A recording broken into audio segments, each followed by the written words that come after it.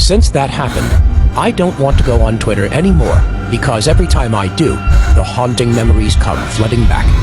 That incident occurred about 2 weeks ago. I was following a makeup artist on Twitter, @DeadlyPrincess, and every horror cosplaying picture she posted impressed me. I would describe her artwork with only one word: unique. Her makeup sketches that imitated a significant wound or an empty eye socket were very realistic. Especially when disguised as a zombie, the gouges, peeling skin, and sores on the face were all magnificent, tortured, and beautiful. Sometimes I got goosebumps when I watched them. Jesus! Look at these scars! They look so real! But I'd never seen her face. I was a true fanatic of hers and never missed a post. I often commented on her posts with the hope that one day she could teach me how to do such fine art on my face. She once wrote some tweets about organizing a live makeup tutorial for only 10 lucky people. I wrote my favorite number in the comments section, hoping that I would be chosen. The next morning, there was an email confirming that I was the lucky one to join her live stream. I was so excited. Oh my god! The best day of my life! I exclaimed. The live stream took place at night, but I was too excited to wait until then. I nervously clicked the link and entered the password. In front of my eyes was the live stream screen with the words, "Deadly Princess live stream is about to start." Yeah, so I just sat there staring at the screen, couldn't stop smiling, and waited for my idol's face to emerge on it. Hello! I was startled by a man's voice. Deadly Princess? Is a dude? I was a bit surprised, but I didn't care much. Whether it was a he or she, their art was good, which was all that mattered. Welcome to my live stream. A bald man appeared in front of the screen with a wide grin. He looked completely different from what I had imagined. He didn't look like any artist, more like a criminal, and nothing near the name of Deadly Princess. And the background looked familiar, but I couldn't figure it out. Are you ready to learn how to create great works? He started the class. I nodded vigorously. Yes, of course. All right, let's get started.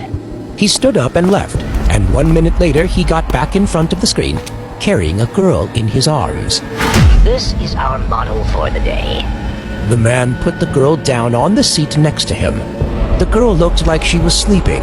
Her skin was so pale, her body stiff like a mannequin. It took a while for him to position her properly on the chair. I started to feel so wrong. A sleeping girl and a man in a deserted house? But they said there were 10 other people watching the live stream, weren't there? I glanced at the number of people in the live room. What? Is it just me?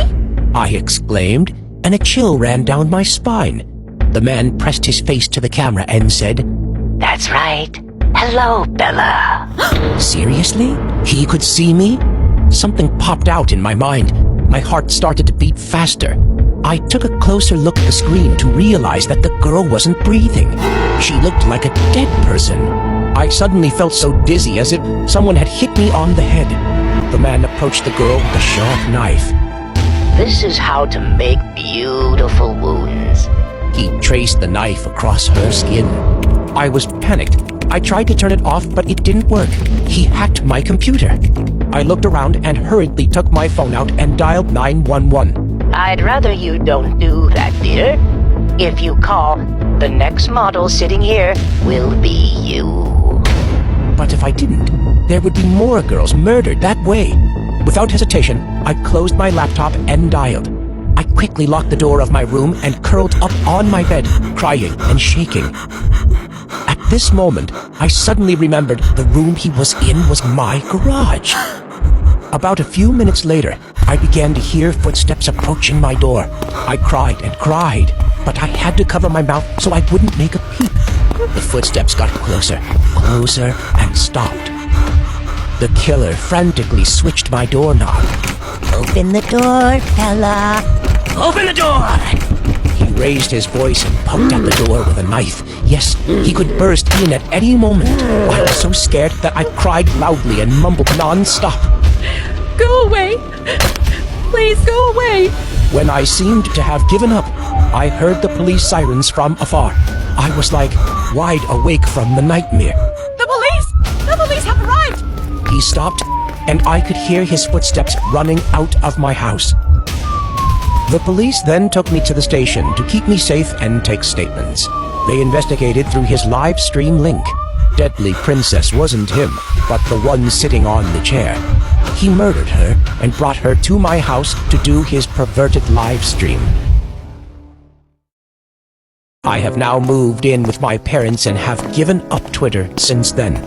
Have you ever experienced that kind of Twitter incident like me? Be careful, my friends. Be careful.